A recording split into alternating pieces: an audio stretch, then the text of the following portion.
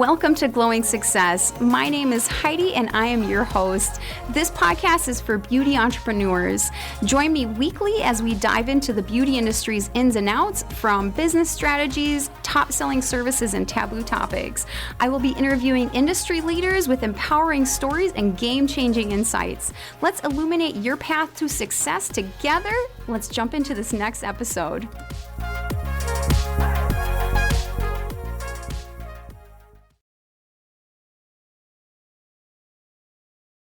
Welcome back. My name is Heidi. I'm your host.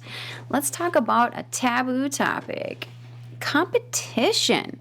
So I see this being used a lot online, and people are pretty, in the middle sometimes about it. But I will say when somebody is worried about their competition, I immediately know the things that they need to work on in order for them to not worry about their competition.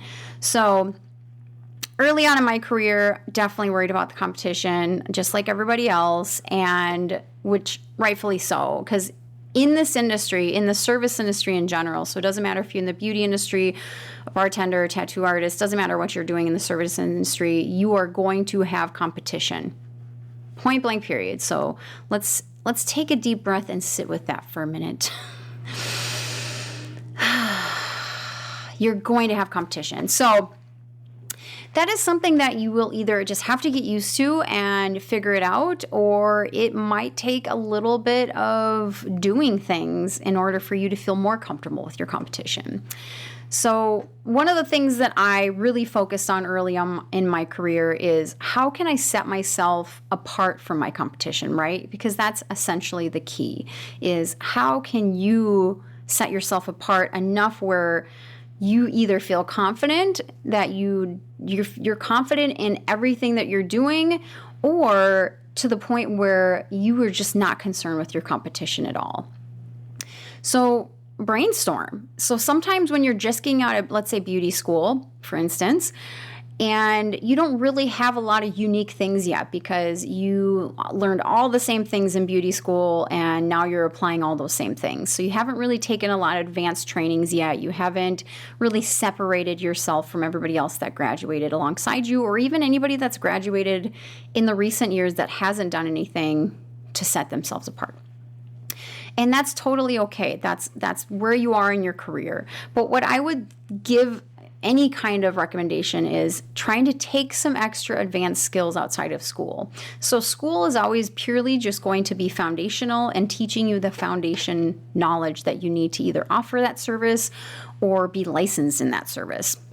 And a lot of beauty schools, their main focus is just to get you to pass the state boards. So sanitation and so forth. So really a lot of your skill set, knowledge, and your uniqueness is going to come from stuff that you do outside of school, stuff that you do after you're licensed. So maybe think about some areas that you've been interested in. So it could just be areas that you're like, I don't know, I really like the idea of this. So let's say you want to get into makeup. We learn a little bit about makeup in school, but you really want to get into like TV and broadcasting makeup, right? So seek out that training in your area, take those classes, advance your skills, and bada bing, you have at least one new skill and one new thing that sets you a little bit apart from maybe some of your competition. The other thing I want you to focus on is how are you offering a unique experience for your clients? So how are you going above and beyond? What type of experience do you just naturally offer? Are you good with conversation? How do your clients perceive you, right? So maybe think about this and really draw it in. Sometimes one of the best things that I tell people to do is go get services from other people around you and pay attention to the things that they do right and pay attention to the things that you don't think that they do right. And I'm not saying this to like critique them and give them a heavy critique or review online or anything like that. I'm saying do this, and maybe it shows you some areas that you need to work on. Say, you know what, I really like how that person did this in their facial. Wow, I think I really want to incorporate something like that. It doesn't necessarily have to go that route. So if you're not comfortable with that, that's fine. But what I'm really trying to do is draw out unique qualities and unique things that you can do for your clients to set yourself apart a little bit.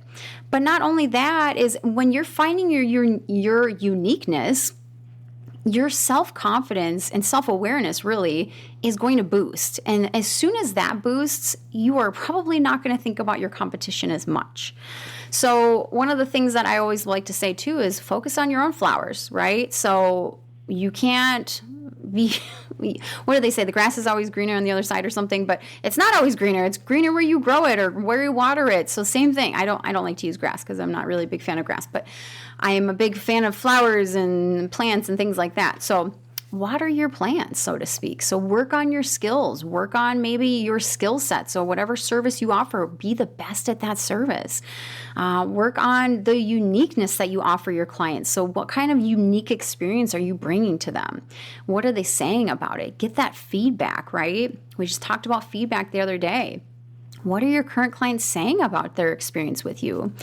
And next thing you know, you're not even paying attention to that competition. And sometimes that competition, so to speak, is going to turn into a friend or somebody that you kind of maybe can eat lunch with or something like that. So I think competition is one of those things that if I meet, let's say somebody new in the service industry, and as soon as I meet them and we start chatting, maybe we talk shop talk, let's call it, and they talk about their competition, and that to me just reads, I'm not confident, and so therefore I need to bring people down because I'm not confident. And it's not always like that, but a lot of times it comes off that way, to me anyway, because I'm very confident in my work. I'm very confident with the experience I offer my clients. I'm very confident to the point where I have people in my building that offer the same exact services or similar services to me, but I'm not worried about it. Like, they're going to offer a unique experience just like I am. And also, probably one of the last things I'll say about this is everybody has ideal clients out there. So you have a client that is perfectly fit for you. I know that's kind of funny to say out loud and kind of weird to hear, but there is ideal clients for every person. So focus on those ideal clients. Focus on what that experience you want them to have and less about what somebody else is doing. So I hope this helps. I hope it helps you maybe brainstorm some ways you can be unique. Other than that, thank you for listening and hope you like the next episode.